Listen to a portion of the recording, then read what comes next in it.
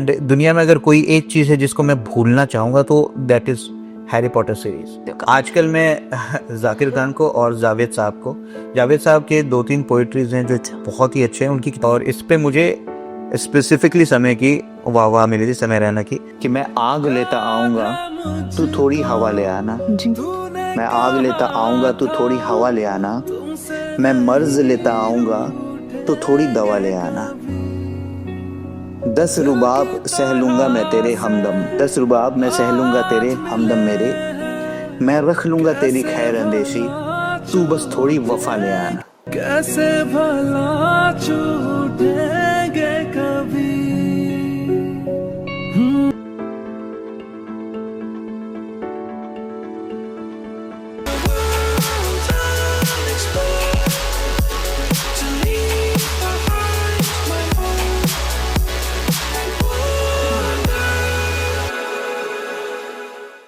Hello everyone, आप सभी का स्वागत है टॉक विद फील में।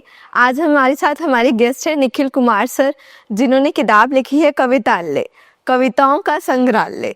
तो आइए जानते हैं उनके बारे में। आज किताब पर हम चर्चा करेंगे। तो सर कैसे हैं आप? मैं बहुत बढ़िया हूँ, आप अपने बारे में बताएंगे? जी सर, जो आपने ये किताब लिखी, इतनी प्यारी किताब, इसके पीछे का जब हम स्टार्ट करें तो पहले तो मैं इसके नाम से ही शुरुआत करना चाहूँगी। आपने जो ये नाम चुना कवितालय, क्या मोटिवेशन था? एक्चुअली कवितालय जी का जो पहला ही शब्द है कविता, ये मेरी मदर का नेम है, एंड आलय का मतलब घर, तो कविताओं का घर है। और इस घर में 50 कविताएं हैं जो मैंने लिखी हैं ओवर द कोर्स। जो इनका प्रीमिस है ना, वो सालों से चलता आ रहा था कि आपने इनका बेसिक प्रीमिस लिख लिया है, एंड देन सडनली मुझे लगा कि ये किताब के तौर पे पब्लिश की जा सकती है। सो यहीं से फिर कवितालय का जन्म हुआ और मैंने सारी कविताएं संग्रहित करके इस एक कविता डाल दिया। नाइस सर, हम अगर इस किताब पर ही थोड़ा सा प्रकाश डालें तो इसमें कितने तरीके की मतलब कविताएं हैं, जो आपके पीछे के भाव हैं कविता के पीछे, वो बताना चाहेंगे? इसमें जीवन के जितने भी पहलू आप देखते हो ना जी, ऐसे बहुत सारे एस्पेक्ट्स हैं लाइफ के जो हम आम तौर पे बात करते हैं, चाहे वो दुख हो, ऑफिस जाना हो, किसी का रोजगार हो, कोई शहर से बाहर जाके काम कर रहा है, और ऑफ कोर्स जब मदर के नेम पे रखा है तो एक माँ को रिलेटेड कविता भी है। तो ये सारे पहलू हमने कवर किया है इस पे। तो मुझे लगता है जितने भी थॉट्स एक इंसान के साल भर में आ सकते हैं वो सभी मैंने इसमें डाल दिए। जी। तो सर जैसे कि आपने भी बताया, तो हमारे दर्शक जब आपके इतने सारे जो थॉट्स हैं जो आपने इन कविताओं में डाले हैं वो पढ़ेंगे तो क्या वो अपनी डेली रूटीन की लाइफ से मैजिक कर पाएंगे? आई थिंक कि वो कनेक्ट कर पाएंगे कई जगहों पे। एक दो कविताएं ऐसी हैं जहाँ पे मैंने जिक्र किया है कि जैसे एक शीर्षक है जादुई जिंदगी, और उसका पहला ही जो लाइन है वो ये है कि तुम्हें क्या लगता है कैसी है जिंदगी, मुझे तो लगता है जादुई है जिंदगी। तो मुझे लगता है कि यहीं पे लोग कनेक्ट कर जाएंगे। सबको अपने लाइफ में कुछ ना कुछ ऐसा उतार चढ़ाव या कुछ ऐसा बदलाव जरूर दिखा होगा जो उनको लगा होगा कि ये हुआ कैसे, ये तो शायद प्लान भी नहीं किया था। तो आई थिंक वहाँ पे एक कनेक्शन बैठना चाहिए। जो लोग घर से बाहर काम करते हैं उनसे रिलेटेड कुछ कविताएं हैं तो ऑब्वियसली मुझे लगता है कि वो लोग कनेक्ट कर जाएंगे। एंड देन कुछ हार्ड हिटिंग पोएम्स हैं, जैसे अभी मैं बाहर गया था और हैबिटेट स्टूडियोज में परफॉर्म करने का मौका मिला जी। वहाँ पर मैंने देखा कि एक पर्टिकुलर कविता से लोगों ने बहुत कनेक्ट किया, वो था संस्कृति के रखवाले जी। वहाँ पर कई चीज़ें हुई थी, तो आई एम श्योर कि वहाँ पर उस टॉपिक से कई लोग कनेक्ट कर पा रहे थे। तो हाँ, आई थिंक कि कनेक्ट करेंगे लोग जी। Very nice sir. मैं आपसे पर्सनली पूछना चाहूँगी, जैसे आपने जब ये लिखा, आप जब ये लिखने बैठे तो इसमें कितना आपको वक्त लगा और कितना मतलब कविताओं में आपने उस जीवन के रस को, जो आपने एक टाइम पे जो कहते हैं ना कि एक्सपीरियंस मिला मुझे लाइफ का, और उससे मोटिवेट होके प्रेरणा के साथ आपने इस किताब को संजोया, तो वो मैं जानना चाहूँगी। ये सबके लिए अलग अलग ही है, मेरे लिए भी थोड़ा सा अलग ही था। कुछ ऐसी कविताएं भी हैं जो सालों पुरानी, कहते हैं ना जैसे शराब जितनी पुरानी होती जाए उतनी अच्छी होती जाती है, एक कविताओं के साथ भी वही है। तो कुछ ऐसे प्रोजेस हैं जिनको मैंने एकदम स्कूल या कॉलेज के टाइम पे लिखा होगा, एंड देन वो रही डायरी में। जब मैं ये कलेक्शन बना रहा था तो मैंने ऐसे पन्नों को पलटा, और जो उसमें से 100-150 अलग अलग तरह की कविताएं थी, एक एक लाइन, दो दो लाइन प्रेमिसेस, मैंने उनको फिर छांट करके उनमें से 50 को निकाला जो आज के जीवन में शायद लोग कनेक्शन बना सकें, ऐसे कविताएं हों, और फिर उसको मैंने 1 महीने के दौरान ही कंप्लीट किया। तो आप यूँ कह सकते हैं कि सालों लगे हैं उनको बुनियाद को बनाने में, एंड देन उनके ऊपर एक घर, दूसरा फ्लोर, तीसरा फ्लोर मैं बनाते चला गया, और वो पिछले 2 महीनों में ही कंप्लीट हो गया है। सर ने बहुत शॉर्ट टाइम बताया मुझे, लेकिन वाकई में आपकी सालों की जो मेहनत है वो इस किताब में दिखाई देती है। आपकी पर्सनल फेवरेट पोयम इस किताब के हिसाब से कौन सी है? अब इस नाम से ही पता चल रहा है, ऑब्वियस है कि माँ के ऊपर जो कविता है वो है ही। अच्छा। बट अगर एज ए टीनेजर जब मैं था, उस वक्त जो मैं सबसे ज़्यादा कनेक्ट करता था, उसमें एक कविता थी, हाँ वही तो था मैं, ये शीर्षक है। और उसमें आई थिंक अभी बहुत सारे लोगों को जो इन्फेचुएशन और फर्स्ट क्रशेस होते हैं, अच्छा। वो कनेक्ट करेगा। वहाँ पर यही होता है कि आपको लगता है कि तुमको ये चाहिए था पर ये था मैं, और तुमने ध्यान नहीं दिया। तुमको वो चाहिए था, वो भी था मैं। जी। तो इसी प्रेमिस पे वो पूरी कविता लिखी है कि ये सभी चीज़ें मैं था, बट शायद तुम्हारा कभी ध्यान नहीं गया। तो ये मुझे लगता है कि अब तक मेरा फेवरेट है। एंड देन जैसे जैसे आप मैच्योर होते गए, राइट में आगे बढ़ते गए, तो कुछ और कविताएं भी है जो मेरी फेवरेट बनती चली गई हैं। बिल्कुल। बट मैं अपने आप से अगर सच बोलूं तो आज भी मैं उस टीनेजर से काफ़ी कनेक्ट करता हूँ। अच्छा सर, मैं पर्सनली जानना चाहूँगी कि जैसे आपने भी बताया कि आप अपनी कविताएं पढ़ के टीनेज से करते हैं कनेक्ट, आपकी माँ वाली कविता बहुत फेवरेट है, तो मतलब ऐसी भी कोई कविता है जो आपने दर्द के भाव में या दुखी होने के भाव में लिखी हो या खुशी होने के भाव में लिखी हो? बिल्कुल। आई थिंक सारे ही जितने भी पोएट होते हैं ना, उनका एक पर्टिकुलर रस होता है। आपने देखा ही होगा, कोई वीर रस का है, कोई प्रेम रस का है, कोई विरह रस का है। मुझे लगता है ऐसा इतने सालों तक एक्सपेरिमेंट करने के बाद कि मैं विरह रस का हूँ।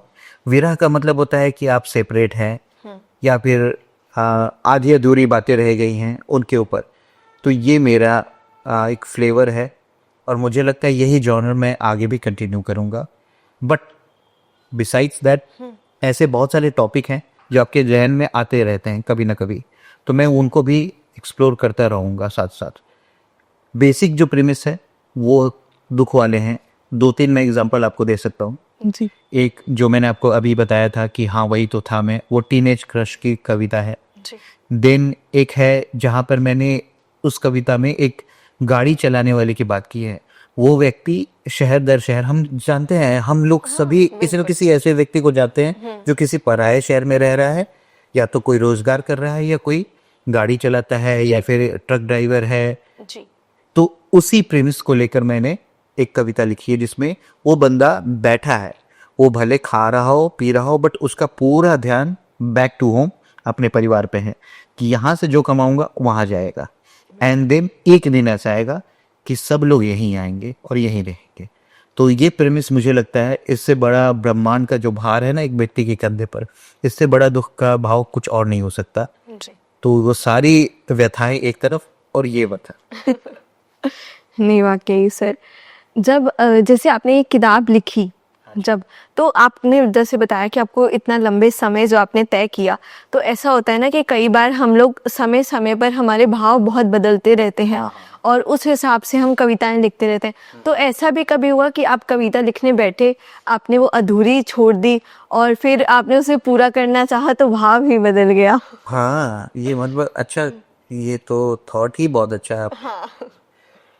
हुआ तो है, अच्छा, झूठ नहीं बोलूँगा, ऐसा हुआ है। और मैंने बहुत लोगों को देखा भी है कि कई लोग झुंझलाहट में या फ्रस्ट्रेशन में कई बार डिस्ट्रॉय भी कर देते हैं उस पोएट्री को, या फिर कुछ लिखा है या नहीं को। मैंने कभी ऐसा नहीं किया, बट हाँ अधूरा छोड़ने वाला काम मैंने भी किया है। And I am not sure कि वो कविता क्या थी, क्योंकि इतना समय हो गया मैं भूल गया। बट कुछ ना कुछ छोड़ा तो मैंने भी है, और कभी वापस मुड़ के देखा नहीं। मे भी शायद कुछ पुराने संदूक खोल के देखूं तो शायद कोई आधा अधूरा पन्ना दिख जाए। बिल्कुल।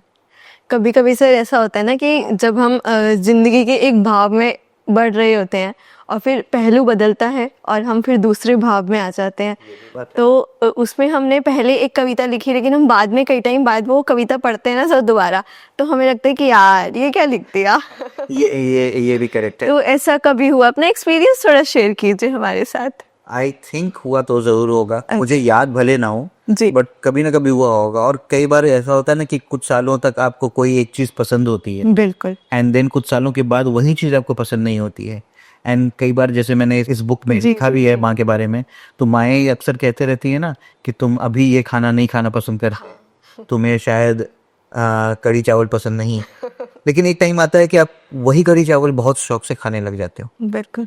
आपको कभी करेला बिल्कुल ही पसंद नहीं था, अब वही करेला आपको बहुत ही अच्छा लगता है। जी। तो ये पोइट्री में भी होता है, ये टेस्ट आपका बदलता रहता है। एंड आई एम श्योर कि कभी मैंने ऐसा कुछ लिखा होगा कि किसी गली में जाते थे, उनको देखते थे ये वो, एंड देन सडनली मुझे ये फील होने लगा होगा कि ये तो थोड़ा क्रीपी है, तो हो सकता है मैंने वो कविता को अबैंडन कर दिया हो। शायद एक पोइट के हिसाब से बहुत अच्छा है, मैंने कहीं सुना था ये, एंड मुझे आज भी वो लाइन याद है। मुझे माफ़ करिएगा, मुझे नाम याद नहीं किसकी है, बट ये काम हम लोग भी करते थे। उन्होंने लिखा था कि नहीं कर सकता कोई साइंटिस्ट कोई वैज्ञानिक बराबरी मेरी, नहीं कर सकता कोई वैज्ञानिक बराबरी मेरी, मैं साइकिल पे चांद देखने जाया करता था। तो अभी सुन के आज की जनरेशन में लोगों को लग सकता है कि वो आर्टिस्टिक है, और किसी को लग सकता है कि जेनजीज को स्पेसिफिकली क्या व्हाट ए क्रीप। तो ये बदलाव फ्लेवर में आता रहता है, और मुझे लगता है मैंने भी छोड़ी होंगी कुछ ना कुछ कविताएं ऐसी जो मेरा फ्लेवर चेंज होने की वजह से हुआ हो। ये तो सबके अपने अपने अलग अलग विचारधाराएं हैं, बदलती रहती हैं। और ये ऐसा टॉपिक है, इस पे कविता लिखी जा सकती है। अच्छा ठीक है। जैसे कि आपने मतलब इतनी कविताएं लिखी, 50 आपने एक छांटा उसमें लिख के 100-150 कविताओं में से, तो ऐसी कोई पर्सनल कविता जो आप बिल्कुल कहना चाहेंगे कि ये ज़रूर पढ़िएगा, ऐसी कोई कविता जिसको आप बताना चाहें?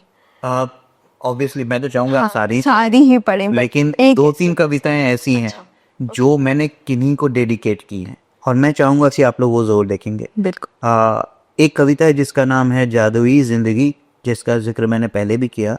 वो कविता डेडिकेटेड है, अगर आप लोग जानते हो, करण सिंह मैजिक जो एक फेमस मेंटलिस्ट है, उन्होंने ये थॉट मुझे दिया था 4 लाइनों का, और मैंने उसके अराउंड ये कविता लिखी है।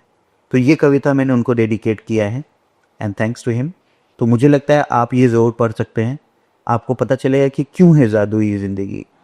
दूसरी कविता है शतरंजी कविता। जी। शतरंज की बात हुई क्योंकि हमारे ग्रैंड मास्टर हैं विदित गुजराती, चेस खेलते हैं, और वर्तमान में वो शायद 4-5वें नंबर के खिलाड़ी हैं भारत के, या 6ठे इस वक्त, एग्जैक्ट पोजीशन अभी मुझे याद नहीं। उन्होंने भी मुझे ऐसे ही एक थीम दिया, और उसके अराउंड मैंने ये कविता लिखी कि आखिर जैसे हम शतरंज खेलते हैं और जो पोइट्री करते हैं, आखिर इनमें मतलब ज़िंदगी में ज़िंदगी जीते हैं, तो ये शतरंज और ज़िंदगी में आखिर क्या सिमिलैरिटीज़ हैं जो हम देख सकते हैं, और उसके अराउंड मैंने वो लिखा। तो वो कविता मैंने उनको डेडिकेट किया। और तीसरा जो मैंने आपको बताया था हैबिटेट में मैंने परफॉर्म भी किया, वो है संस्कृति के रखवाले। ये मैंने डेडिकेट किया है चेस बेस इंडिया हाउस के सागर शाह एंड अमृता जी। उन्होंने पूरी लाइफ को उन्होंने अपनी चेस के अराउंड रखा और मुझे बहुत सपोर्ट किया है।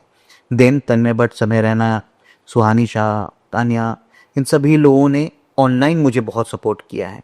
तो ये मैंने पूरा उनको डेडिकेट किया, और इसलिए किया क्योंकि अभी जो हम देख रहे हैं कि ये आर्टिस्ट लोगों के साथ बहुत सारा संस्कृति के नाम पे झमेला हो जाता है जी। तो उसमें इसी टॉपिक के बारे में बातचीत है कि सब कुछ तो हो रहा है, तुमको इनके साथ प्रॉब्लम दिख रही है और बाकी प्रॉब्लम्स नहीं दिख रही हैं। जो तुम संस्कृति के रखवाले हो, जरा इन टॉपिक्स पे भी गौर करो और आर्टिस्ट को अकेला छोड़ दो। जी। तो ये डेडिकेशन, तो ये 3 तो मैं चाहता हूँ कि आप पढ़ें ही पढ़ें। बाकी सभी आपके अपने फ्लेवर हैं। आप टीनेजर हैं तो आप प्लीज़ पोएट्री पढ़ें जो आपके प्रेम से रिलेटेड है। अगर आप बाहर काम करते हैं, रोज़गार करते हैं, तो आप उन पोएट्रीज पे ध्यान दें जो उस पर्सपेक्टिव से लिखी गई हैं। एंड अगर आप जस्ट एक आर्टिस्ट हैं तो मैंने कुछ पोएट्रीज लास्ट में लिखी हैं समय के ऊपर, मतलब समय की धारा ज़िंदगी कैसे जी रही है, ज़िंदगी के बागडोर कैसे हैं, अगर आप शहर छोड़कर कभी गांव वापस जाते हैं, इन थीम्स के जी। तो वो 3 के अलावा बाकी आपकी चॉइस है, बट ये 3 ज़रूर कोशिश करें कि आप पढ़ें।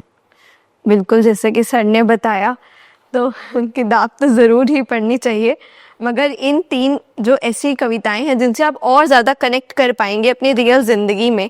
सर, मैं सच में आपसे जानना चाहूँगी कि वैसे तो जीवन का सारे ही रस, एक कवि जब लिखता है एक किताब तो उसमें सारे ही रस मिल जाते हैं। लोग अलग अलग तरीके से अपने अपने भाव को प्रकट करते हैं, उनसे जुड़ाव समझते हैं।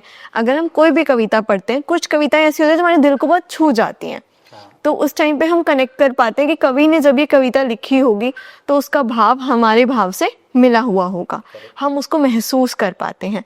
सर, इसमें मैं जानना चाहूँगी कि ऐसा कोई एक लंबा भाव या लंबा रस जो आपका सबसे ज़्यादा समय तक चला जब आपने इस किताब को लिखा, सबसे लंबा आपका भाव क्या रहा, एक समय जो आपका था? तो मैंने भी नहीं सोचा था। अच्छा। But thank you for your question.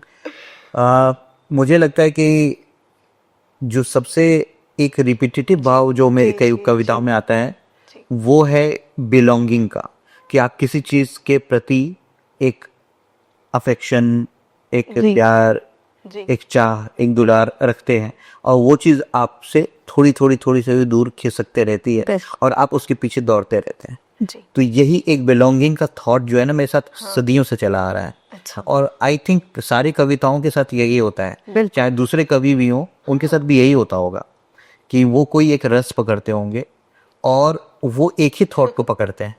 हर बार बस प्रेमिस बदल कर रहता है, जैसे फिल्मों के स्टोरी में होता है ना कि वही हीरो है, वही हीरोइन, वही विलन है, बस स्टोरीज में कहानी- कनेक्शन बदल रही है। तो मेरे साथ भी वही है कि वो बिलोंगिंग वाली जो एक दूरी की, कि आप कितना भी नजदीक चले जाओ अपने मंजिल के पास, एक कविता इसमें ऐसी भी है अच्छा। कि मंजिलें बुलाकर दूर हो जाती हैं आपसे। तो आपको बुला रही है मंजिल, पर जब आप पहुंच रहे हो तो वो ऑटोमेटिकली आपसे दूर हो जा रही है। जी। तो मुझे लगता है यही फील जो है ना शायद सालों से चला आ रहा है और शायद आगे सालों तक चलता भी रहे, और शायद दूसरे कवियों के साथ भी ऐसा ही होता होगा। डोंट वेरी श्योर, कभी नहीं। मिलूंगा तो जरूर पूछूंगा। बिल्कुल बिल्कुल, आपकी बात बिल्कुल सही है कि एक जुड़ाव ही तो है जिससे हम सभी जुड़े हुए हैं। अगर आज हम कोई कविता पढ़ते हैं और उससे अपना जुड़ाव महसूस करते हैं तभी हम जुड़ पाते हैं। हाँ, correct। तो ये आपकी बात बहुत अच्छी लगी मुझे। और सेकंड, मैं आपसे पूछूंगी, जैसे आपने जब ये कविता लिख ली, पूरी बुक लिख ली, अगर पब्लिश होने के बाद भी अगर आज भी आपको मौका मिले तो कोई ऐसी बात जो आप इस बुक में चेंज करना चाहें या ऐड करना चाहें कि हाँ ये ज़रूर होना चाहिए था इस किताब में, एक ऐसी थॉट हमारे पास आता है? हाँ, मतलब मैं जब लिख रहा था तभी भी एक थॉट आया था मेरे मन में, बट हाँ, एक कविता में मैंने मतलब पूरी किताब ही इनफैक्ट मदर को डेडिकेट कर दिया।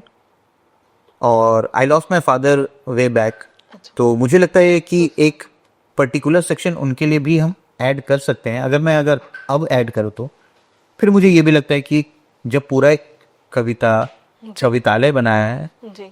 तो एक पिता के नाम पे भी बनाया जा सकता है, तो शायद एक सेकेंड कवितालय या एक सेकेंड बुक पिता के नाम पे उनको डेडिकेटेड, और जो भी हमारे जीवन में ऐसे छाप पड़े हैं हमारे ऊपर ना, जो आपको पता भी नहीं चलते हैं। हाँ। एक शील्ड हमारे ऊपर हमेशा रहती है, वो हमको नहीं पता चलता है कभी, तो शायद उन चीज़ों को कवर कर सकूं उस पार्ट में। बिल्कुल। तो आई थिंक इससे आपके सवाल का जवाब मिल जाए। बिल्कुल सर, मैं सच में बहुत प्रभावित हुई हूँ आपकी ये किताब देख के, पढ़ के।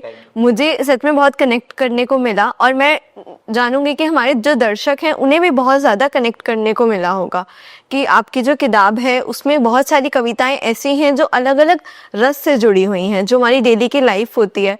हम इतना कई बार परेशान हो जाते हैं, फ्रस्ट्रेट हो जाते हैं कि एक रीडिंग जो थॉट होता है ना, वो हमारे बिल्कुल माइंडसेट को चेंज कर देता है। तो उसके ऊपर भी मैं आपसे पूछूंगी कि ऐसी भी कुछ कविताएं हैं इसके अंदर जहाँ पे लगे कि बिल्कुल उस पढ़ने के बाद कि हाँ, हमारा ही दर्द नहीं है, दुनिया में दर्द और बहुत है, और इसको पढ़ के तो मुझे एकदम रिफ्रेशमेंट और अच्छा लसा मिल गया। हाँ, तो ऐसा नहीं है, ये मैं आपको पेन किलर नहीं दे रहा। अच्छा। और ऐसा भी नहीं है कि आप इसको पढ़कर अपने दुनिया के दुख भूल जाएंगे, नहीं, बट हाँ, एक अलग ऐसा जरूर है कि कुछ चीजें आपको सोचने की जरूर मिल जाएंगी। जी। फूड फॉर थॉट जिसको कहते हैं कि जी। आप परेशान तो थे, बट क्या उसके पीछे की चीजें आपने जानने की कोशिश की। एक दो हैं कविताएं जी। जहां पर आपको ये जिक्र मिल जाएगा कि अगर आपने थोड़ा सा और सोच लिया होता। जी। एक लाइन मैं आपको बताता हूँ अच्छा। कि एक व्यक्ति है जो ये कह रहा है कि अगर तुम ना करते ये शैतान, हाँ। तो अपनी भी शैतानी कुछ और होती। तो मे बी चीज़ें चेंज हो सकती थी। जी तो शायद ये कविताओं को पढ़ के लोगों को एक थॉट मिल जाए कि हाँ, अब तक हम ये सोच रहे हैं, बट मे बी एक नए पर्सपेक्टिव से सोच के देखा जाए, क्या पता चीज़ें चेंज हो सके। बिल्कुल। तो आई थिंक सो। जी अच्छा सर, मैं जैसे कि मैं किताब से और आपसे अभी चर्चा में ही हैं हम किताब की, तो मैं सच में आपसे पूछना चाहूँगी कि जैसे ऐसा होता है कि हम जब दिन भर से होकर आते हैं तो हमारा एक फेवरेट सॉन्ग होता है। किसी का सॉन्ग होता है, किसी का कोई कॉमेडी शो होता है कि हाँ वो देख लेते हैं, या कोई सॉन्ग सुन लेते हैं पूरे दिन भर की थकान उतारने का। तो आपका भी कुछ ऐसा पर्सनल रहा है कि कोई ऐसी कविता ही हो जो आप कभी बैठे हो, बहुत परेशान हो और आपने पढ़ लिया और बस मन बहुत अच्छा हो गया? एक्चुअली सिर्फ कविता ही नहीं, अच्छा। जैसे आपने कहा, हाँ, सॉन्ग्स। सॉन्ग्स भी हो सकते हैं, स्टैंड अप्स भी हो सकते हैं। जी। मैं इतने लोगों का नाम लिया मैंने, वो जी। सभी लोगों को मैं बहुत पसंद करता हूँ, मैं फॉलो करता हूँ। जी तो काम करते वक्त भी मैं इन लोगों को देखता रहता हूँ, सुनता रहता हूँ। इनफैक्ट मैं पॉडकास्ट भी बैकग्राउंड में लगा के जी सुनता रहता हूँ। एक सॉन्ग है जो पर्टिकुलर मेरे जीवन पे बहुत कनेक्ट किया उसने मुझे, जी और ऐसा नहीं है कि सिर्फ वही सॉन्ग है, बट वो थीम मुझे मिल गया है। तो जैसे एक इंटरव्यू में सोनू निगम जी ने कहा था कि जब ऐसी कोई न्यूज़ आएगी कि मशहूर गायक सोनू निगम का इंतकाल हो गया है, तो पीछे बैकग्राउंड में कौन सा गाना बजेगा। वो गाना था कल हो ना हो का टाइटल ट्रैक। अच्छा। एंड जितने भी लोग मुझे स्कूल कॉलेज से जानते हैं, उस टाइम पे ये रिलीज़ हुई थी अराउंड 2003-2004। तो ये थीम मेरा बन गया था। एंड कभी भी कहीं भी कुछ भी ये सॉन्ग अगर प्ले होता था तो लोग मेरी तरफ देखते थे, उनको लगता था अच्छा तेरा वाला गाना। तो मुझे लगता है ये शायद आजीवन चलेगा मेरे लिए।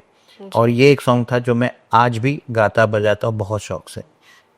तो जी यही एक चीज़ है। अच्छा सर, इतने वैसे ये ऐसा पर्सनल क्वेश्चन कि आप इतनी कविताएं लिखते हैं, इतने टॉपिक्स जो हैं आपके, वो मतलब कहाँ से चूज कर पाते हैं आप? कहाँ से मतलब सिलेक्टिव है कि आप वहाँ जा रहे हैं, वो टॉपिक मिल गया और आपने बस कविता लिख दी, ऐसा होता है या नहीं? आप बहुत सोचते विचारते हैं? आई थिंक हर आर्टिस्ट का ना मन बहुत चंचल होता है, वो हमेशा ही भटकता रहता है इधर उधर। जी तो चाहे वो पेंटर हो, चाहे वो गायक हो या कोई और, मुझे लगता है उनको चलते फिरते ही आइडियाज आते होंगे। मेरे साथ भी वैसे ही, मैंने कभी पर्टिकुलरली बैठ के सोचा नहीं कि इस टॉपिक के बारे में और क्या कर सकते हैं। जी ये आप करने की कोशिश करेंगे तो शायद कला मर जाएगी। तो मैं तो ये कहूँगा कि भाई चलते फिरते कई बार होता है। आप गायकों के साथ कई बार हमने इंटरव्यूज में सुना है कि जी। म्यूजिक डायरेक्टर्स वगैरह कहते हैं कि ये धुन मैंने बस यूं ही गुनगुना रहा था और आ गई, मैंने तुरंत जाके वो। तो मैं ये करता था। आजकल तो मेरे पास फ़ोन है जिनमें स्टाइलस हैं वगैरह, आप नोट्स ले सकते हैं। जी। बट पहले मैं पेन और एक छोटा पॉकेट डायरी लेके घूमता था, और जैसे ही कोई थॉट आया, आप भूल जाओगे। और कितनी बार हुआ है कि बहुत अच्छा थॉट आया है, बट घर पहुंचते पहुंचते भूल गए। तो मैं जनरली अब ये करने लग गया था, वो पॉकेट डायरी लेके घूमता था, पेन लेके घूमता था, जहां पर भी थॉट आया वो 2 लाइनें लिख ली। अब भले साल भर बाद भी मैं देखूंगा तो मुझे वो थॉट दोबारा रिकॉल हो जाएगा। बिल्कुल। तो ये मैं कर लेता था। आई थिंक इसी ने मुझे हेल्प किया है। एंड जैसे जैसे आप लिखने लगते हो ना कविताएं, क्योंकि आप भी कविता में, आपको भी ये आइडिया हो ही गया होगा कि आप सोचते नहीं हो, बस आ जाती हैं चीजें। जी। एंड देन सडनली आपको लगता है कि हाँ, now I can complete this phrase. Thought आ गया है, अब उसको पूरा कंप्लीट किया जाए, बस यही थॉट है और कुछ नहीं। ठीक है मैं एक सवाल आपसे पूछूंगी कि जैसे जो हमारे बिगनर्स हैं, जो भी कोई जैसे किताब ही लिख रहा है या कोई कविता ही लिख रहा है, तो उसके लिए आप एक मैसेज देना चाहेंगे या कोई एडवाइस हमारे व्यूअर्स को देना चाहेंगे थोड़ा सा, कि आप ये कविताएं लिखते हो, डेली बेस पे आप लिख रहे हो, बट एक ऐसी एडवाइस जो आप देंगे? मैं कभी कभी ऑनलाइन वगैरह जाता हूँ जी। तो मुझसे ये सवाल पहले भी पूछा गया है। जी। एंड मुझे जो सबसे ज़्यादा ज़रूरी चीज़ लगती है लोगों को कि उनको समझ में आना चाहिए कि कविता का बेसिक मूल ये नहीं है कि आप उसको बहर में लिखें। एक लोग ना, ऐसे बहुत सारे शब्द हैं ऐसे जी। जो जटिल लगते हैं लोगों को, जी। कि उन्मुक्त कविता है या छंद की कविता है, बहर में है कि नहीं, और ये सब ना लोगों को कंफ्यूज करते हैं। तो मैं लोगों को ये कहता हूँ कि पहले आप थॉट को लिख लो, एंड राइमिंग मत सोचो। इसके बहुत सारे पैटर्न हो सकते हैं। अभी जैसे स्लैम पोएट्री आती है, लोग राइम नहीं करते बट थॉट को बोलते हैं। Although I am not into that, मैं राइम करना पसंद करता हूँ, बट मैं लोगों को ये सजेस्ट करता हूँ कि आप 2-3 तरह के चीज़ें हैं उनको आप फॉलो कर सकते हैं। फर्स्ट कि आप अपने थॉट को लिख लो। सेकंड, अगर आप राइम करना चाहते हो तो अपनी वोकेबुलरी पे ज़्यादा काम कीजिए। थर्ड कि अगर आपको लगता है कि थॉट आपका बन तो रहा है लेकिन उसका कुछ जैसे आरोह अवरोह होते हैं क्लासिकल म्यूजिक में जी कि आप सारेगामापा गए फिर वापस सारेगामापा आए, जी तो सारेगामापा धा नी सा और सा नी धा पा मा गा रे सा, ये आरोह अवरोह आपको अपनी पोइट्री में भी मिल सकता है। तो एक थॉट को आगे बढ़ाएं एंड फिर उसको खुद ही उल्टा कर दे। फॉर एग्जाम्पल जैसे मैं एक कविता लिखी थी और इस पे मुझे स्पेसिफिकली समय की वाह मिली थी, समय रैना की। उसने बोला कि मुझे ऐसे वाले कविताएं सबसे ज़्यादा पसंद आती हैं। एंड देन मुझे लगा कि ये तो अगर मतलब कॉमेडियन को अगर अच्छा लग रहा है तो मतलब बाकी आर्टिस्ट को भी और अच्छा लगेगा। वो था कि कहते हैं इंसान है माटी का पुतला। जी। अब यहाँ माटी का जिक्र कर दिया है और माटी का पुतला तो लोग सोचते हैं कि हाँ इस बार बात होगी। तो कहते हैं इंसान है माटी का पुतला पर दिल तेरा पत्थर सा सख्त कैसे हो गया। और ये 2 लाइन में खत्म हो गए थॉट। तो आपने एक लाइन में कुछ शुरू किया एंड अवरोह में उसको अपनी ही बात को कॉन्ट्राडिक्ट कर दिया। जी तो ये थॉट भी मैं लोगों को सजेस्ट करता हूँ कि आप यूज कीजिए। सिर्फ पर्टिकुलर लोगों को सुन के उनके फ्लो पर मत आए। अब ये सारे बातों को एक दरकिनार करते हुए जो एक लौता चीज है जो आप याद रख सकते हैं वो ये है, जितने भी बड़े बड़े लोगों को आप सुन सकते हैं प्लीज सुन लें, आपको आ जाएंगी चीजें। ये क्लासिकल म्यूजिक हो, आर्टिस्ट हो, बुक्स राइटिंग हो, कुछ भी हो, सब में अप्लाई होता है। लोगों को सुने, गुणीजनों को। महाजना ये कथा सा पंथा ऐसे कहा जाता है कि जिस पद पे महाजन बड़े बड़े लोग गुजरे हैं उस पद पे आप चलिए, आपको उनके पद चिन्ह से बहुत सारी चीजें सीखने को मिल जाएगी जी एंड रेस्ट विल अपने आप फॉलो। जी। सो जैसे आपने बताया कि आप बड़े लोगों के पदचिन्ह पर चले, तो ऐसा कोई आपका मोटिवेटर मतलब जिसका आइडल जिसको देखकर आपको मतलब लगता हो कि हाँ मैं इनके पदचिन्ह पर चलता हूँ या हाँ, कुछ? मतलब जी ऐसा नहीं है कि मैं किसी एक पर्टिकुलर व्यक्ति को फॉलो कर रहा हूँ, बट ना मुझे अलग अलग जॉनर में बहुत लोग पसंद है एंड मैं बड़े बड़े पोइट्स का नाम ले सकता हूँ जी बट सब लोग जानते हैं आप लोग उन लोगों को। आपने जॉन साहब को सुनना है, आपने रामधारी सिंह दिनकर को सुनना है, आपने जितने बड़े बड़े लोगों को आप जानते हैं उनको जानिए। बट मैं पर्टिकुलरली छोटे छोटे पोइट्रीज पे भी बहुत ध्यान देता था, चाहे वो स्कूल बुक्स की कविता हो। आज भी अगर कोई एनसीईआरटी की बुक्स आती है ना बच्चों की, तो मैं वो हिंदी वाली बुक निकाल लेता हूँ कि भाई दिखा कि इस वाले में कौन सी पोइट्री। हमारे टाइम पे स्कूल में जो पोइट्री आती थी ना, आपकी शुरुआत वहीं से होती है। टीचर्स बहुत पसंद करते थे कि आप एक सुर में एक ताल में बोल पाते हैं, सारे बच्चे नहीं बोल पाते थे, सिर्फ तो उनका इंकरेजमेंट मिलता था। तो वहाँ से शुरू हुई, जैसे हवा हूँ हवा में बसंती हवा हूँ, ये सब हमारे मम्मी और उनके भी पहले वाले कॉलेज में जब हमने ये बोलना शुरू किया तो वो कह रहे अरे ये तो हमारे स्कूल में भी होता था। जी तो शुरुआत वहीं से हो गई थी एंड देन एक एक करके आप सीढ़ियाँ चढ़ते हैं एंड फिर आपको टीवी शोज मिलते हैं, जैसे वाह वाह क्या बात है आता था। जी व्हाट अ फैंटास्टिक शो। वहाँ आपको बड़े बड़े लोग मिले, आपने राहत साहब को सुना होगा, इतने मतलब फेमस लोग आपको मिल जाते हैं। शैलेश लोढ़ा जी हैं जो होस्ट भी करते थे और तारक मेहता में तारक का जो, तो लोग उनको उस शो से जानते हैं बट ये नहीं जानते कि वो कितने बड़े कवि हैं। देन सडनली एक बूम आया और मोबाइल फोन्स और ये सब फेमस हो गए, तो कुमार विश्वास आए कि कोई दीवाना कहता है सब, तो मैंने ये सब सुना। तो बड़े ऑथर्स, फिर बूमिंग ऑथर्स, बडिंग राइटर्स, और अभी भी जो लोग लिखते हैं ओपन माइक्स वगैरह में मैं जाना इसलिए पसंद करता हूँ कि कुछ लोग ऐसे ऐसे थॉट दे देते हैं ना कि आपको लगता है ये मैं पूरी जिंदगी में नहीं सोच पाता जो इसने सोचा है। तो मेरे लिए पर्टिकुलर तो नहीं बट ये सारे लोग इंपॉर्टेंट है और मज़ा ही आ जाता है इनको सुन के।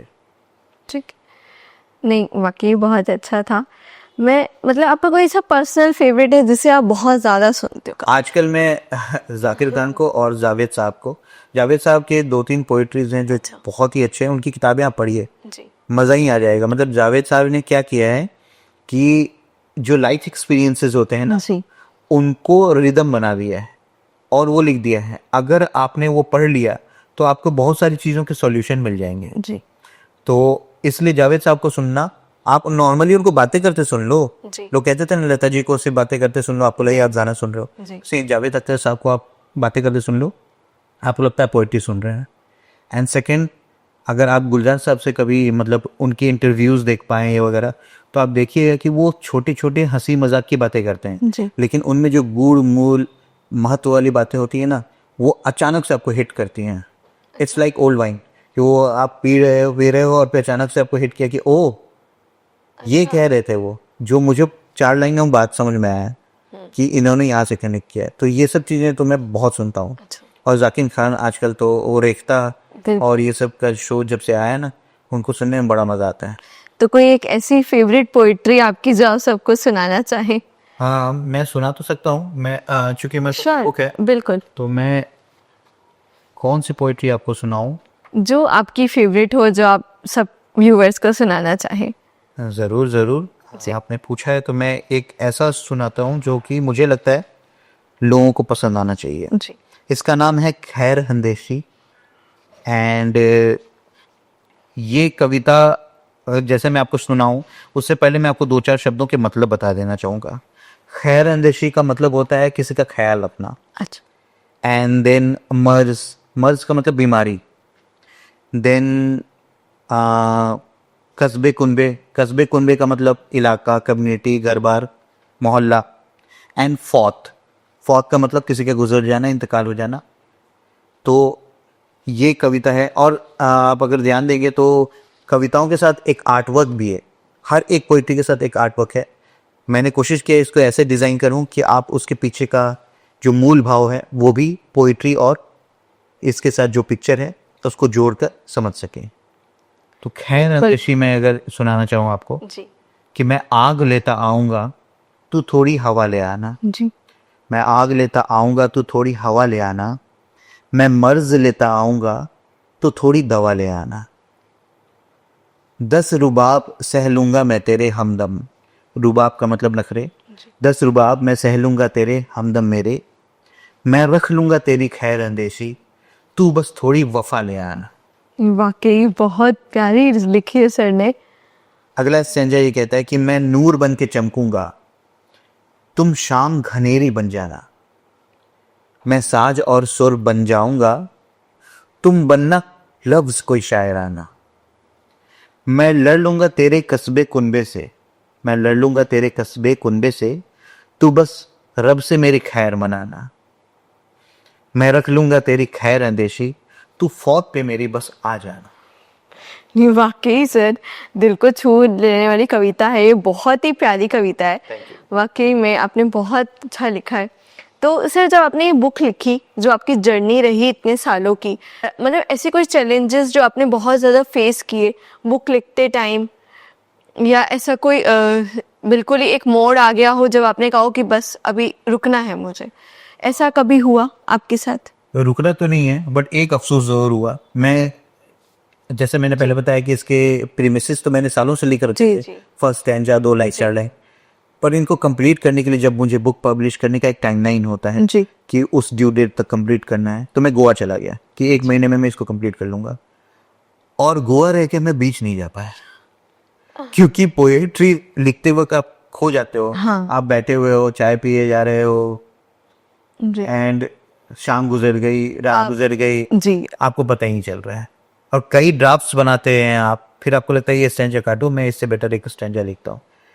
वो पूरा टाइम है गोवा में रह के भी बीच पे नहीं गया, दैट टाइम इज।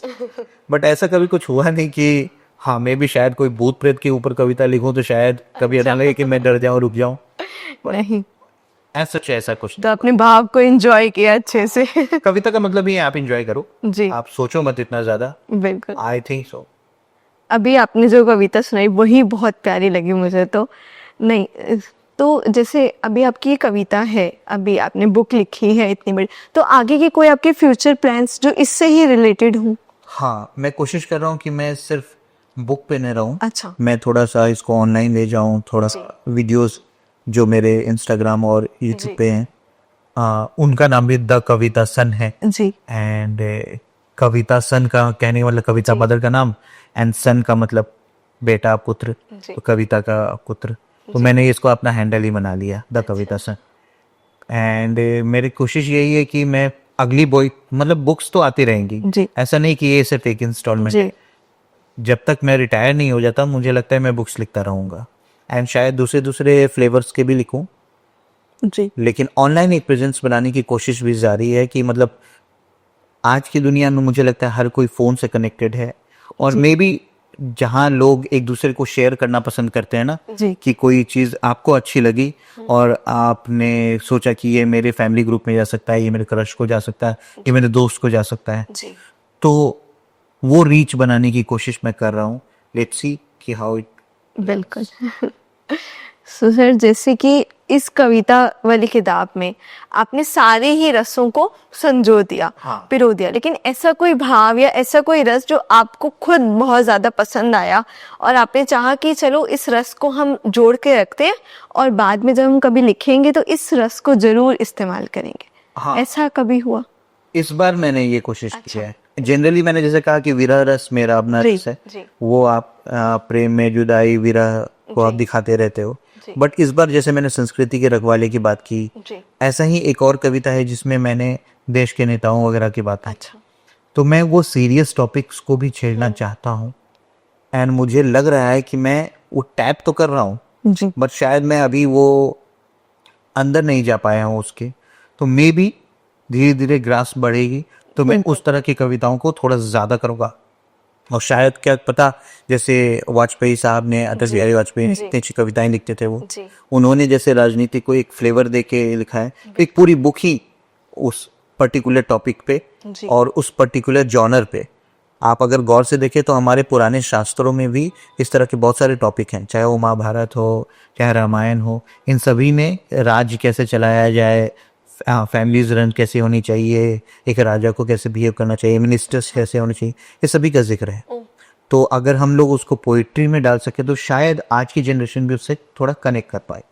तो ये प्लान तो है, इसमें मैं थोड़ा कच्चा हूँ, तो जैसा लेकिन आगे आगे कि मैं एक परत दर पर आगे आगे चीज़ें बढ़ेंगी। And then I will try, I hope कि लोगों को वो भी पसंद आए। बिल्कुल, नहीं वाकई आगे आपकी बुक पढ़ने के बाद तो लोगों को बहुत ही पसंद आएगी। Hope so. जी सर, जैसे आपने ये बुक लिखी तो ऐसी कोई बुक्स जो आप डेली लाइफ में पढ़ते हैं, या ऐसी कोई किताब या कोई ऐसा कोई लेखक जो आपको बहुत प्रेरित करता है, जब आपने उसको बुक को पढ़ा तो आपको लगा कि हाँ मुझे इससे बहुत प्रेरणा मिली, या लेखक मुझे बहुत पसंद आया? एक्चुअली मैं सिर्फ कविताएं नहीं पढ़ता हूँ, जी ऑब्वियसली मैंने हाँ, जितने पोएट्स आगे भी। लिखा पहले बताया है, जी। वो सभी को तो मैं डेफिनेटली पढ़ता हूँ। अभी इनफैक्ट मैं राना साहब का एक बुक जी। पढ़ भी रहा हूँ, अच्छा। एंड मैं कुछ स्टोरीज की बात करूंगा जिनको मैं को पढ़ के ऐसा लगा, और एज ए टीनेजर आप पे बहुत अच्छा असर पड़ता है। जी। होता है, जेके रोलिंग को आप जानते हैं, हैरी पॉटर सीरीज उन्होंने जी लिखा है। जी तो वो मैंने जब बचपन में पढ़ा तो मैंने हिंदी में पढ़ा, क्योंकि हमारे छोटे शहरों में हिंदी की कॉपी पहले आती थी, तो हिंदी में पढ़ लिया मैंने, एंड वो मुझे बहुत इम्प्रेसिव लगी। और आज भी अगर आप हैरी पॉटर फैंस से मिलेंगे जिनको पॉटर हेट्स कहते हैं, जी तो आप समझ पाएंगे कि वो जो बातें लिख गई हैं वो शायद कह पाना बहुत मुश्किल है, और शायद हम कवि लोग भी ना कर पाए। जी उन्होंने 1,500-2,000 कैरेक्टर्स उसमें मेंशन किए होंगे शायद, और हर किसी का चाल चलन, बात, तौर तरीका, उनकी थिंकिंग और उसके पीछे का कटाक्ष सब कुछ मेंशन किया है। तो दैट वाज वेरी इम्प्रेसिव। तो मैं जब कॉलेज वॉलेज पास आउट करके जी अपने जॉब पे आ गया तो मैंने सोचा कि क्यों नहीं इसका इंग्लिश वर्जन भी पढ़ा जाए, तो फिर मैंने वो भी पढ़ा। एंड दुनिया में अगर कोई एक चीज़ है जिसको मैं भूलना चाहूँगा तो that is Harry Potter series, अच्छा ताकि मैं दोबारा से उसको पढ़ सकूँ, बिल्कुल क्योंकि अभी मैं पढ़ चुका हूँ, मुझे सब याद है। एंड मैं इतना बड़ा पॉटर रेड हूँ कि मैं, आप मुझसे कुछ भी पूछो मैं सारे क्वेश्चन से हूँ। मैं वो वाला नहीं, मूवीज देख ली और 4 क्वेश्चन, कैसे नहीं, बुक में घुस गए, पॉटर रेड के वेबसाइट पे चले गए, सब कुछ। तो ये जो लेखक हैं J K Rowling, I am a fan. जो इन्होंने कर दिखाया है ना, बहुत लोग ड्रीम करते हैं पर शायद अचीव नहीं कर पाते हैं। मैं हूँ खुद पब्लिशिंग इंडस्ट्री में, मैं बुक्स बहुत सारे पब्लिश कराता हूँ, मैं बुक्स एडिट करता हूँ, जी देन उसके बीच में ये कहानियों का एक सिलसिला जो है ना, वो बहुत इतनी, मतलब 5-7 हज़ार कहानियाँ तो मैंने पढ़ ली होंगी, but I have never come across a story like this one, जो 8 बुक्स तक चल गई और तब भी मतलब उतनी ही इम्पैक्टफुल हो। मतलब आज भी अगर दूसरा कोई पार्ट आ जाए तो बिल्कुल उसी दिलचस्पी से सुना जाएगा। ये होता था कि मैं जनरली सभी लोग टीनेजर्स जब होते हैं ना, तो आप कॉलेज पास आउट करके थोड़ा टाइम आपके हाथ में होता है तो आप ट्यूशन व्यूशन पढ़ाने लगते हैं। हाँ। मैं भी पढ़ाता था, 2-4 घर थे आसपास के मोहल्ले का। बिल्कुल। उनके बीच में जो 5 मिनट का टाइम मिलता था उसमें भी घर दौड़ के आया कि एक पन्ना तो पढ़ लूं। मैंने दोस्तों को लिया, उनके एग्जाम से कल वो रात में बैठ के हैरी पॉटर पढ़ रहे हैं। अच्छा। ये ऐसी मतलब एक कहानी थी जो आपको ऐसे फंसाती है ना कि ये हो गया, ये कैसे हो गया, ये होना चाहिए था, इसने ऐसा कैसे कह दिया। और इतने ट्विस्ट एंड टर्न्स, अगर आपने नहीं पढ़ी है आई रिकमेंड कि हैरी पॉटर सीरीज पढ़ो। मूवीज पे मत जाओ, मूवीज थोड़ी सी कमजोर हैं, बट बुक्स क्लासिक। जी सर, तो जैसे कि आपने बताया बहुत ही मोड़ और बहुत ही ट्विस्ट वाली है सीरीज है, ज़रूर पढ़ेंगे लोग। तो आपकी जो ये किताब है कविताल्य, इसमें भी आपने ऐसे ही कुछ ट्विस्ट टर्न्स रखे हैं, कुछ ऐसे ही रसों को भरा है? एक्चुअली अब ये स्टोरी तो है नहीं कि ट्विस्ट एंड टर्न्स डालूं, बट हाँ कोशिश जरूर करी है कि कुछ जगहों पे आपके थॉट्स को थोड़ा सा तोड़ मरोड़ के अच्छा। आपको एक वो दिया जाए कि आप इस फ्लो में चल रहे हैं, एंड देन सडनली 1-2 क्वेश्चंस आपके मन में जी। ऐसे डाल दिए जाएं कि आपको लगे कि ओह इस बारे में तो मैंने कभी सोचा ही नहीं था। जी। तो वो है ट्विस्ट एंड टर्न्स तो नहीं कहूंगा मैं उनको, जी। बट हाँ थॉट प्रोवोकिंग चीजें अच्छा, हैं।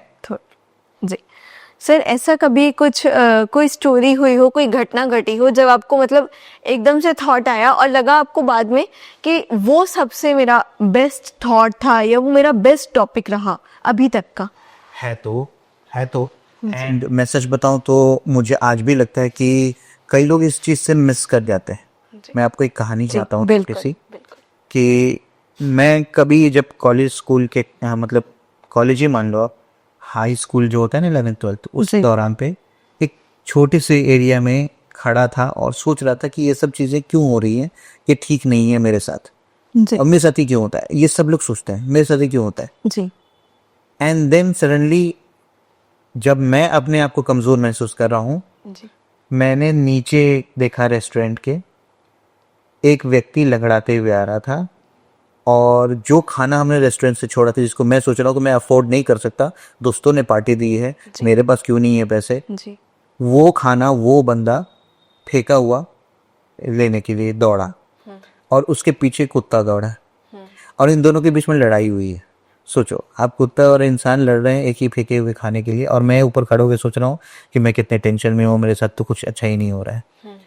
एंड वो कुत्ता जीत गया, वो बंदा खा नहीं पाया। जी। Then we arrange some food, और मुझे वहाँ पर ना एनसीईआरटी बुक्स होती थी पहले स्कूल के टाइम पे, जिसमें एक पहले पेज पे गांधी जी का एक मंत्र आता था।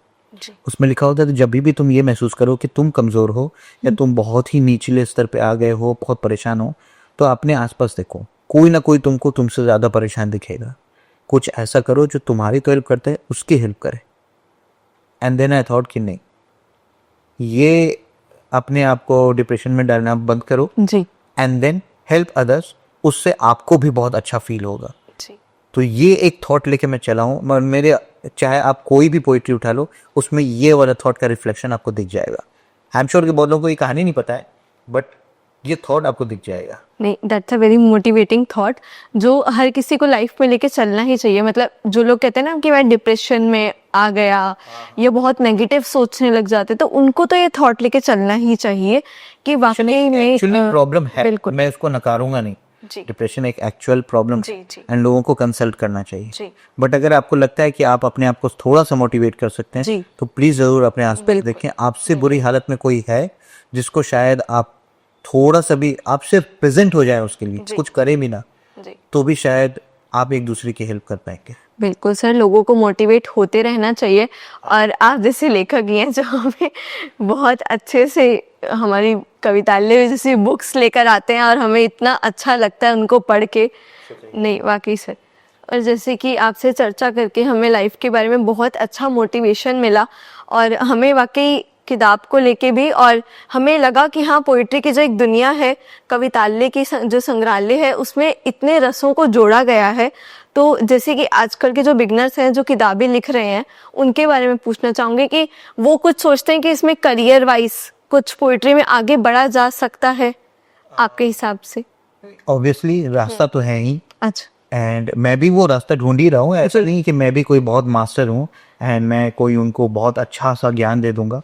ये कला का जितना भी आप कोई भी कला उठा लो, ये रास्ता कांटों से भरा हुआ है।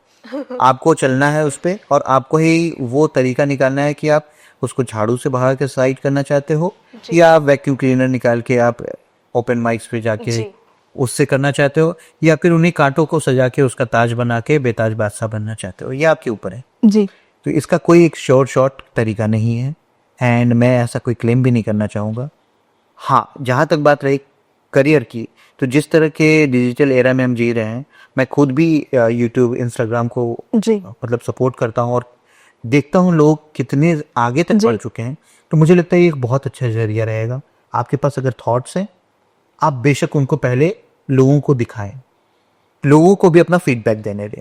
क्या पता आपके थॉट्स बेहतर हो जाएंगे। और जो ये पूरा ओपन माइक का कॉन्सेप्ट है ना, ये मुझे बहुत बेटर लगता है क्योंकि वहाँ पर सब लोग उसी फील्ड के हैं। हमारी सबसे बड़ी प्रॉब्लम क्या होती है कि हमको अपने लोग नहीं मिलते हैं जिनके बीच में बैठ के हम ये चर्चा कर सकें। ओपन माइक में आपको सबसे पहले वो लोग मिल जाएंगे, दूसरा वो इनकरेज भी करते हैं आपको, एंड तीसरा जब मीटअप होता है, जब आपका ओपन माइक खत्म हो गया, जी। तो वहाँ पर लोग एक दूसरे से कॉन्टेक्ट शेयर करते हैं, एक दूसरे को फॉलो भी करते हैं और एक दूसरे को प्रमोट भी करते हैं आगे चलकर। अभी मैं ये बुक लेके जब हैबिटेट गया था जी। तो वहाँ मुझे कई सारे ऐसे लोग मिले और उन्होंने स्टोरीज वगैरह लगा दी बुक की कि मैंने ये बुक पढ़ी, मुझे बहुत अच्छी लगी। और वहाँ से मुझे कुछ फॉलोअर्स आए और उन्होंने बताया जिनको मैं जानता नहीं था, तो मुझे भी बहुत अच्छा लगा। तो करियर तो है आप चाहें तो, बट हाँ, किसी भी चीज़ को अगर आप पूरे मन से करोगे तभी वो चीज़ सफल होगी।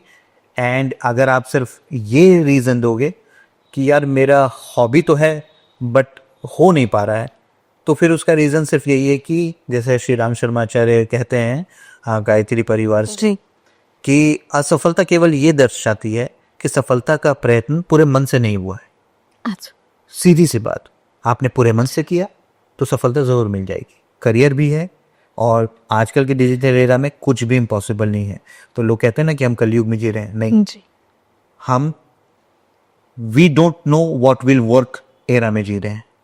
इस युग को यही नाम देना चाहिए कि what will work we don't know. तो आई थिंक कुछ भी आप चाहो हो जाएगा, आप शुरू जी। करो। कभी ऐसा हुआ कि आप बहुत ज़्यादा डीमोटिवेट हो गए और फिर आपने, अच्छा हर कभी डिमोटिवेट होता है, नहीं, बिना डिमोटिवेट हुए आप कभी नहीं बन सकते हैं। Just kidding, just नहीं, it's okay. आपको कभी एक ऐसा मतलब मोटिवेशन मिला कि हाँ मैं लिखता हूँ, बहुत बार मिला, मगर कभी ऐसा डीमोटिवेशन मिला कि नहीं अब मैं नहीं लिखता हूँ, अब मैं थोड़ा रेस्ट करता हूँ, ऐसा कभी लगा? मतलब अगर देखा जाए तो फैक्चुअल वे में होता ही है। जी। और आपको जब ब्रेक चाहिए होता है तो आप अपने आप को डिमोटिवेट कर भी लेते हो कि हाँ भैया मुझे ब्रेक चाहिए, डिमोटिवेट। हाँ, अच्छा। लेकिन ये अगर सीरियस इशू है और अपने आप हो रहा है, जी। देन आपको कंसल्ट करने चाहिए अपने घर परिवार और अगर जरूरत पड़े तो हायर मतलब जो लोग प्रोफेशनल्स हैं उनसे। बिल्कुल। लेकिन सच बताओ तो मेरे साथ ऐसा लकली कुछ हुआ नहीं है। जी। मैं ये जरूर मानता हूँ कि जैसे एक्टर्स लोग कई बार कहते हैं ना कि किसी भी पर्टिकुलर सीन में जाने के लिए कि आपको रोना था या कुछ जी, ऐसा करना था, तो आपने आपको थोड़ा सा याद दिलाते हो पुरानी घटनाएं और ऐसी चीजें, ताकि आप थोड़ा डीमोटिवेट हो जाए। तो ये पोएट्स भी करते हैं और मैंने भी किया है थोड़ा सा, कि अगर आपको एक टॉपिक मिला था, 4 लाइनें बहुत अच्छी थी कि काफी सैड पोइट्री है, बट उसके बाकी के 2 स्टैंजा नहीं मिल रहे हैं, तो आप थोड़ा सा डीप चिंतन में जाते हो और पुराने क्रशेस को याद करते हो, एक सैड थॉट लेके आते हो, थॉट लेके फिर लिखेंगे। फिर वो 4 लाइनें कंप्लीट हो जाती हैं, फिर आप उससे रिकवर करते हो कि वही निकलो निकलो यार, हो गया। तो ये होता है, इससे डिनाई नहीं कर। अच्छा, बिल्कुल, मतलब सर्विस डे लाइफ में वही चैलेंजेस फेस करते हैं हम सब वही सब करते हैं, वही कुछ करते हैं। डिफरेंस नहीं किसी में। मैं कह रहा हूँ कि आप में सारी क्वालिटीज हैं जो अमिताभ बच्चन और बाकी जितने भी आर्टिस्ट हैं उनमें हैं। इस जस्ट कि आपने एक्सप्लोर नहीं किया है, आपने कभी ये नहीं देखा कि क्या पता कुछ हो सकता था। तो मतलब एक्सप्लोर करते रहना चाहिए बिल्कुल लाइफ को। इंस्टाग्राम का पेज बन जाओ, आप एक्सप्लोर हो जाओ, जितना एक्सप्लोर करते रहो। करो, क्या पता कौन सा वीडियो आपको हिट कर जाए, कौन सा थॉट आपको हिट कर जाए, बिल्कुल। कोई सा भी चीज क्या चल जाए, आप यू नेवर नो। तो जो भी आपका बेस्ट है, जो भी आपको लगता है कि ये दुनिया को दिखाना चाहिए, दिखा दो, ठीक है? अच्छा, बस। तो एक ऐसा कोई मैसेज जो आप हमारे व्यूअर्स को देंगे, not for related for book, just for life, एक ऐसा मैसेज जो आप हमारे व्यूअर्स को देना चाहेंगे? मैं भी देखो जीवन एक्सप्लोर ही कर रहा हूँ, तो कभी कभी तो लगता है कि मैं अपना नाम इंटरनेट एक्सप्लोरर रख लूँ, क्योंकि इंटरनेट को एक्सप्लोर करने के बजाय आपके पास इस वक्त कोई और चारा नहीं है, तो आई थिंक आप भी वो कर सकते हैं। जो भी चीज़ों में आपका इंटरेस्ट है, एक्सप्लोर इट फर्दर, थोड़ा घुसो उसमें। अगर आपको कम्युनिटी मिल जाती है, ऐसे अपने लोग मिल जाते हैं, तो थोड़ा जाओ उधर, वहाँ बैठो, लोगों से डिस्कशन करो, तो आपको भी एक थॉट मिले। क्योंकि जनरली 10th-12th तक ना लोगों को आइडिया ही नहीं होता था कि उनको करना क्या है लाइफ में। पढ़ाई लिखाई तक तो फिर भी गार्जियंस गाइड कर देते हैं, लेकिन जो आपकी हॉबीज़ होती हैं उसका कोई आइडिया नहीं होता है। जी। ये तभी आपको पता चलेगा जब आप 4 चीज़ें ट्राई करेंगे, जी। और 4 चीज़ों में से कौन सी चीज़ आपके लिए बेस्ट वर्क करती है, जी। ये एक्सप्लोर करने के बाद ही पता चलेगा। And it's never too late to mend. आप जब चाहो स्टार्ट कर सकते हो, कभी भी कोई चीज़ का एंड नहीं है कि अब इस उम्र के बाद आप नहीं कर सकते।